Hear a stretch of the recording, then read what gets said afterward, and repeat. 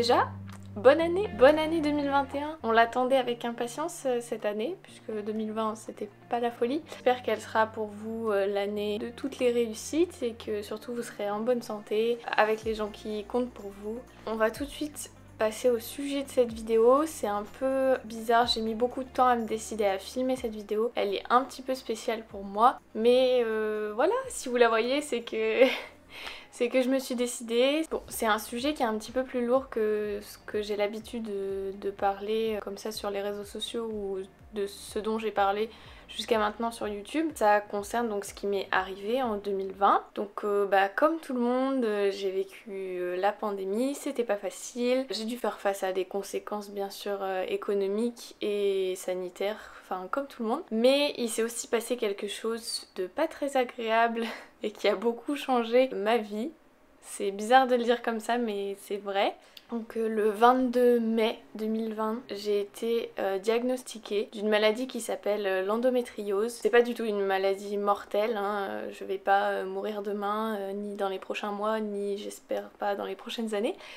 Mais bref, c'est une maladie qui touche les femmes uniquement. Je vais pas vous expliquer dans cette vidéo exactement ce qu'est cette maladie parce que même encore moi aujourd'hui, j'ai un peu de mal à comprendre tout ce qui est rattaché à cette maladie et pourquoi. C'est une maladie qui est encore peu connue, malheureusement. Même certains médecins ne la connaissent pas. C'est très difficile d'être diagnostiqué. Donc j'ai eu la chance, entre guillemets, d'obtenir un diagnostic. Alors à savoir que cette maladie m'était déjà suspectée depuis plusieurs années. J'arrivais pas à obtenir de diagnostic véridique. En fait, j'arrivais pas. Les personnes qui me suivaient médicalement souhaitaient pas me faire passer les examens nécessaires. Mais en mai 2020, j'ai donc passé un examen médical qui a révélé bien évidemment la maladie. Aujourd'hui, je prends des traitements qui sont assez lourds et pour l'instant peu efficaces, mais bon, c'est comme ça. C'est une maladie qui a encore beaucoup d'interrogations, il y a beaucoup de choses que les médecins même ne comprennent pas forcément. Pour ceux et celles qui ne connaissent pas la maladie, je vous invite à aller voir sur les sites internet ou sur les profils Insta d'associations ou de personnes qui en parlent. L'association notamment Endo France ou il y a plein de jeunes femmes qui en parlent sur leur compte Instagram, qui ont des comptes Instagram dédiés. Je vous en mettrai quelques-uns dans la barre d'infos, mais je veux pas m'étaler plus que ça sur ma maladie. En fait, le sujet de la vidéo aujourd'hui, c'est plus de parler de ce que la maladie m'a appris, entre guillemets, de ce que ça fait de vivre tous les jours en sachant qu'on est malade, même si j'ai beaucoup de mal à me considérer comme malade. Je voulais simplement vous parler de ce que je retiens de cette année 2020. Je pense qu'on peut tous dire que ça a été la pire année de notre vie. Même si bon, il y a eu plein de choses positives, il y a eu plein de belles aventures quand même, mais c'était une année très dure et voilà, j'avais envie de faire une vidéo, déjà pour moi en fait, pour me souvenir de ce qui s'est passé en 2020, de comment je l'ai vécu, de qu'est-ce que j'en retiens. Et j'ai pensé que ça pouvait aussi aider certaines personnes, pourquoi pas. Donc c'est pour ça qu'aujourd'hui j'ai décidé de vous partager mon expérience. Première chose que je retiendrai de cette année 2020, que ce soit par rapport à la pandémie, par rapport aux crises économiques, à la situation politique dans le monde entier ou par rapport à mon expérience personnelle, c'est que personne n'est invincible. C'est-à-dire que se croire invincible, se croire qu'on ne sera jamais atteint par quoi que ce soit, ça peut nous mener qu'à l'échec. Certes, pour certains, ça va prendre du temps, ils vont se croire invincibles pendant des années et puis comme ça, d'un jour à l'autre, ils vont bien finir par se rendre compte qu'ils ne sont pas invincibles. Donc loin de moi l'idée de me croire invincible, ça n'a jamais été le cas, mais j'aurais jamais pensé qu'à 20 ans, on me diagnostiquerait une maladie dont je risque de souffrir toute ma vie. Même si, comme je vous l'ai dit, c'est pas une maladie qui est mortelle, donc ma vie n'est pas en danger, je risque pas de mourir à cause de la maladie, mais c'est une maladie dont malheureusement je vais souffrir pendant encore des années et probablement toute ma vie, puisque pour l'instant il n'existe pas de traitement pour vraiment curer la maladie, enfin on peut pas en guérir entre guillemets. J'aurais jamais pensé ça, j'aurais jamais pensé que comme ça, à 20 ans, je me retrouverais à passer des jours entiers couchée sur mon canapé parce que j'ai trop mal et parce que j'arrive pas à bouger, rien que se lever pour aller manger c'est trop dur. Et ça me ressemble pas du tout et j'aurais jamais pensé que ça m'arrive. Forcément, ça remet les choses en question et pour moi ça a été l'occasion de me rendre compte des personnes qui comptent vraiment dans ma vie, des personnes pour qui je me battrai toujours et qui en retour seront toujours là pour moi. Et je pense que c'est important de se rendre compte de sa vulnérabilité en fait. C'est pas parce que on est vulnérable que c'est pas bien, que c'est, enfin qu'on est faible ou quoi que ce soit. Selon le point de vue en fait, tout le monde a une part de vulnérabilité. Et je pense que c'est important d'en être conscient et de s'en rendre compte. Et moi ça m'est un peu arrivé comme ça, comme une claque dans la figure, mais j'ai appris de ça et ça a beaucoup changé ma perspective en fait, ma façon de voir les choses. On va faire tout de suite un petit disclaimer assez rapide. J'aime pas beaucoup parler de la maladie et de ce qu'elle a comme effet sur moi. Je déteste me plaindre donc je veux pas du tout rechercher la pitié des gens ou quoi que ce soit. C'est simplement factuel, en fait je souffre de douleurs très intenses quotidiennes. C'est comme ça, c'est la maladie, chacun la vit différemment. Il n'y a pas une seule endométriose, il y a des symptômes que certaines vont avoir et d'autres pas. Malheureusement, moi j'ai des douleurs quotidiennes qui sont assez invalidantes parfois. Donc je suis suivie pour ça, je prends des traitements qui sont pour l'instant pas très efficaces mais on cherche. Donc j'espère qu'on finira par trouver quelque chose qui me convienne. À côté de ça, je continue mes études, je travaille même pour être financièrement autonome, donc tout va bien. Je fais pas cette vidéo pour me plaindre, pour dire oh, je suis malade. Non, il y a des gens, c'est 1000 fois pire que moi. Je veux dire, enfin tout va bien, ma santé n'est pas en danger, même si je souffre, c'est rien par rapport à d'autres personnes. Donc voilà, c'est petit disclaimer terminé, je ne suis pas là pour me plaindre. Alors, deuxième chose que je retiendrai de cette année, c'est l'importance de prendre soin de soi. Personnellement, j'ai toujours été quelqu'un qui faisait passer les études et le travail avant tout le reste parce que c'est ma priorité, parce que je veux réussir mes études. Très souvent, j'en ai perdu le sommeil, j'ai passé des nuits blanches à travailler sur des projets. Mais parce que pour moi c'est important, je voyais pas le mal à ça. Quand on se retrouve complètement anéanti par la douleur, à rien pouvoir faire d'autre que rester allongé, pour moi ça a été un gros choc. J'ai passé des journées entières chez moi à rien faire parce que j'arrivais pas à bouger, parce que j'avais mal et ça me ressemble pas du tout. Je suis quelqu'un qui aime beaucoup bouger, faire des activités, découvrir des nouvelles choses. Vraiment ça me ressemble pas et j'avais beaucoup de mal avec ça. Pour moi, prendre soin de soi c'est quelque chose de primordial, c'est très important. Ça passe pas uniquement par les cosmétiques ou aller se faire masser dans un spa, enfin c'est pas uniquement ça, c'est s'assurer qu'on a un toit sur la tête, qu'on a à manger, qu'on se sent en sécurité, c'est s'assurer qu'on va bien physiquement et qu'on fait tout pour rester en bonne santé, et c'est aussi s'assurer qu'on va bien mentalement, et ça c'est encore plus important pour moi parce que quand le mental va bien, ça s'en ressent forcément sur le corps. Et pour moi ça a été un long chemin parce que la maladie a beaucoup impacté ma santé mentale. Malheureusement c'est une maladie qui a des répercussions physiques. On le voit pas sur mon corps comme ça, je veux dire quand je suis habillée on s'en rend pas compte. Mais ça a changé beaucoup de choses. Et moi je le voyais dans le miroir. C'est essentiellement les traitements qui sont pour la plupart des traitements hormonaux, donc qui ont tendance à avoir beaucoup d'effets secondaires. Quand je voyais mon image dans le miroir, en fait c'est à peine si je me reconnaissais. Je voyais cette fille mais c'était pas moi, c'était pas celle que j'étais avant le diagnostic de la maladie, et ça a été très dur déjà de revenir à un corps dans lequel je me sens bien. Et ensuite de me dire bon bah oui t'es malade mais c'est pas la fin du monde, il y a bien pire sur terre, et ça j'en ai toujours eu conscience, mais c'est vrai que quand on vous diagnostique une maladie forcément vous vous dites mais qu'est-ce qui va se passer. Et ça a été très très dur à avaler pour moi, j'ai encore du mal à accepter le diagnostic. Je sais que la maladie est là, je peux pas l'ignorer. Mais c'est pas tous les jours facile, et je pense que prendre soin de sa santé mentale, s'assurer qu'on fait tout pour se sentir bien, c'est très important. Et vraiment c'est un des enseignements que je retiendrai de cette année 2020. Troisième chose que je retiens de cette année passée, prendre le temps de faire ce qu'on a toujours voulu faire et de dire aux gens ce qu'on a toujours voulu leur dire. Être malade, bon même si la maladie n'est absolument pas mortelle et que je vais pas en mourir demain, ni après-demain.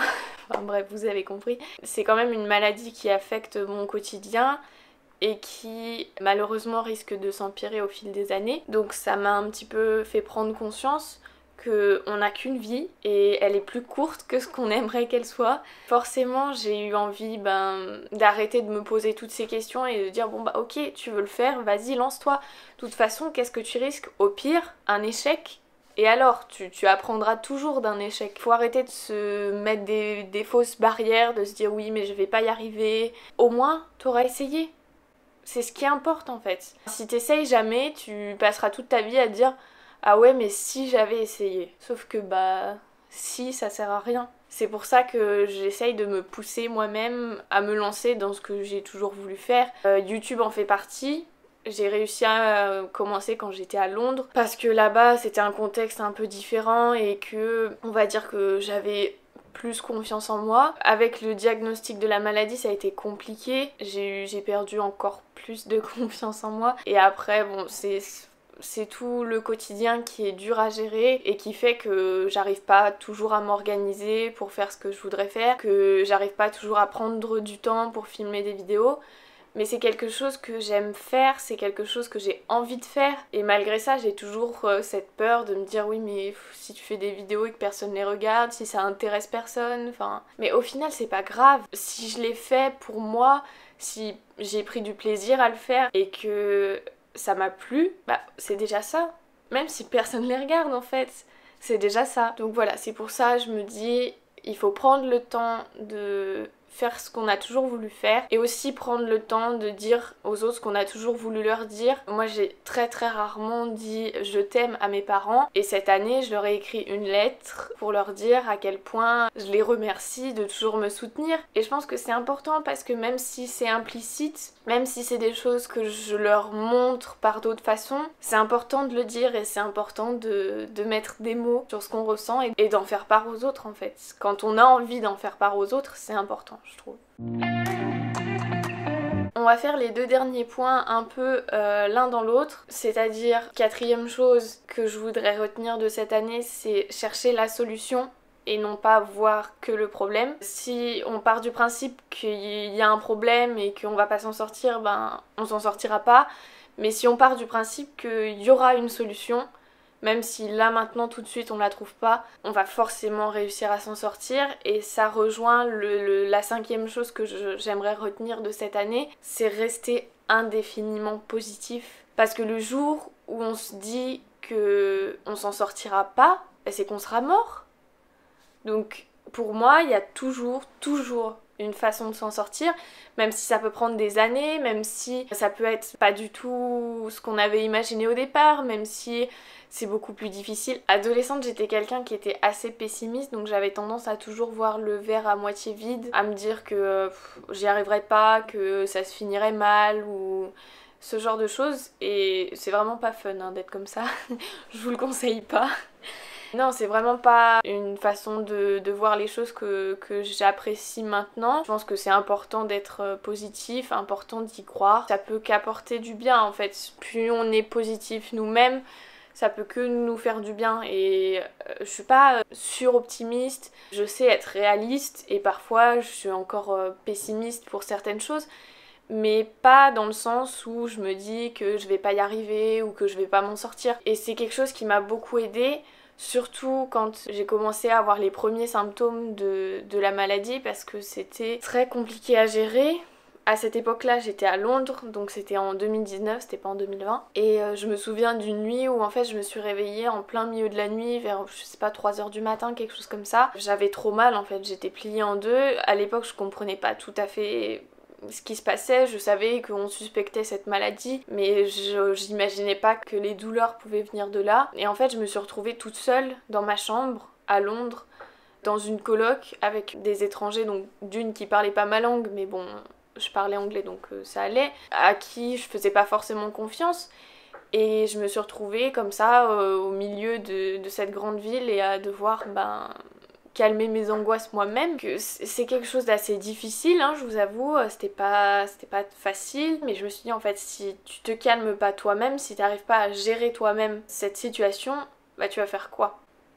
Il y aura personne, Il y aura personne pour venir t'aider à 3h du mat à quasiment 1000 km de chez toi en fait. Ce jour-là, je me suis un peu pris une claque dans la figure en me disant oui bon bah maintenant tu te calmes, ça va aller, ça va le faire et on va s'en sortir. Et je pense que depuis ce jour-là et depuis ces épreuves-là, je relativise d'une part beaucoup et je suis beaucoup plus positive que je l'étais avant et beaucoup plus optimiste. Et même si en fait il y a des jours où ça va pas et que j'arrive pas à me lever ou que j'arrive pas à faire les choses banales du quotidien, eh bien je me dis pas bon bah t'es nul, t'as pas réussi. Je me dis bon bah ok, aujourd'hui c'était un jour sans et on fera mieux demain et on y arrivera mieux et on essaiera. Au moins on essaiera. C'est vraiment quelque chose que j'essaye de développer pour moi, pour me sentir mieux moi et pour arriver à être une personne plus agréable, à être quelqu'un de motivant et de motivante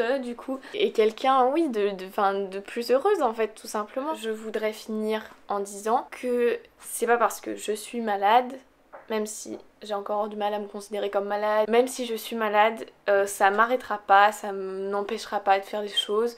Peut-être qu'il faudra que je m'adapte, que je fasse les choses différemment de tout le monde parce que bah, ça va pas forcément être adapté à mon quotidien, être adapté à ce que je dois supporter.